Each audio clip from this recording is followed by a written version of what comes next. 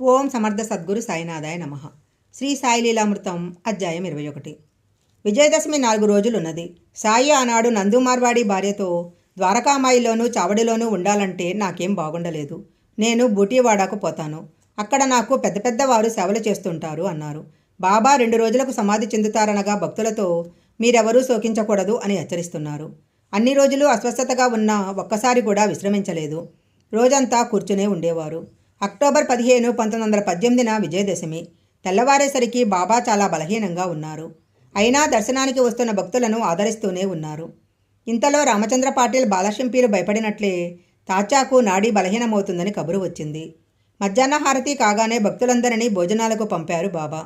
శ్రీమతి లక్ష్మీబాయి, బాగోజీ, బయ్యాజీ, అప్పాకోతే పాటిల్, బాలశంపి, నిమోన్కర్, శ్యామలు మాత్రము ఆయన దగ్గర ఉండిపోయారు. అప్పుడు బాబా నాకిక్కడ ఏమీ బాగాలేదు, ఆ దగదీవాడకు తీసుకుపోండి, అక్కడ నాకు సుఖంగా ఉంటుంది అన్నారు. ఆయన ఆసనం మీద కూర్చొని మాధవపసిలేని అడిగి పాన్ తీసుకున్నారు.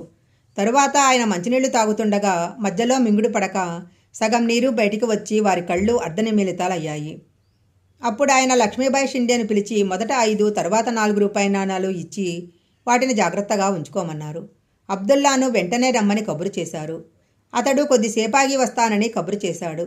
సాయి చిన్నగా నవ్వి తమకు మసీదులో బాగుండలేదని బూటీవాడాకు తీసుకెళ్తే బాగుంటుందని చెప్పి బయ్యాజీ, అప్పాకోతే పాటిల్ వైపుకు ఒరిగి కన్ను మూశారు.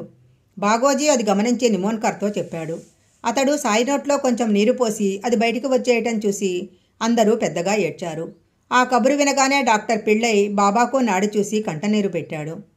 సాయి శరీరం విడిచారని వినగానే గ్రామస్తులు, భక్తులు హృదయ విదారకంగా శోకాలు పెడుతూ మసీదు చేరారు.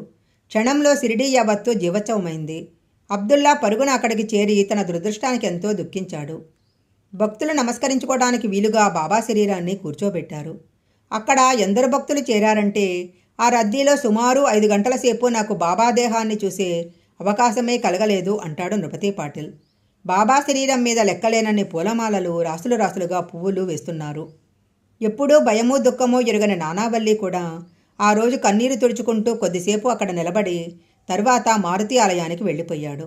అప్పటినుంచి 13 రోజుల పాటు ఓ మామ, నువ్వు లేక నేను బ్రతకలేను, నేను వచ్చేస్తాను అని శోకాలు పెడుతూ అన్నపానీయాలు కూడా మాని సమాధి చెందాడు. మరో చిత్రము, సాయి నిర్యాణమైన కొద్ది గంటలలోనే తాచా ఆరోగ్యం బాగుపడింది.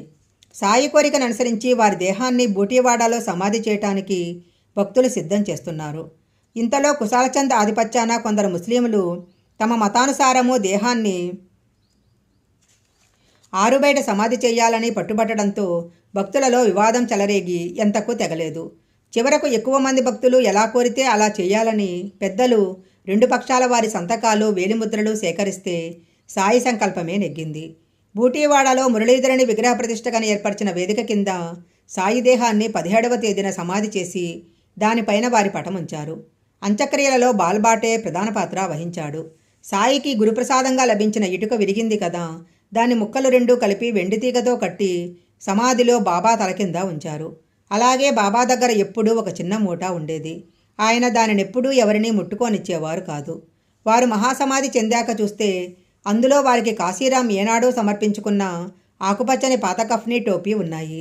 దానిని కూడా సమాధిలో ఉంచారు. ఆ రోజున భక్తులు 2400 రూపాయలు పోగు చేసి భారీ ఎత్తున అన్నసంతర్పణ చేశారు.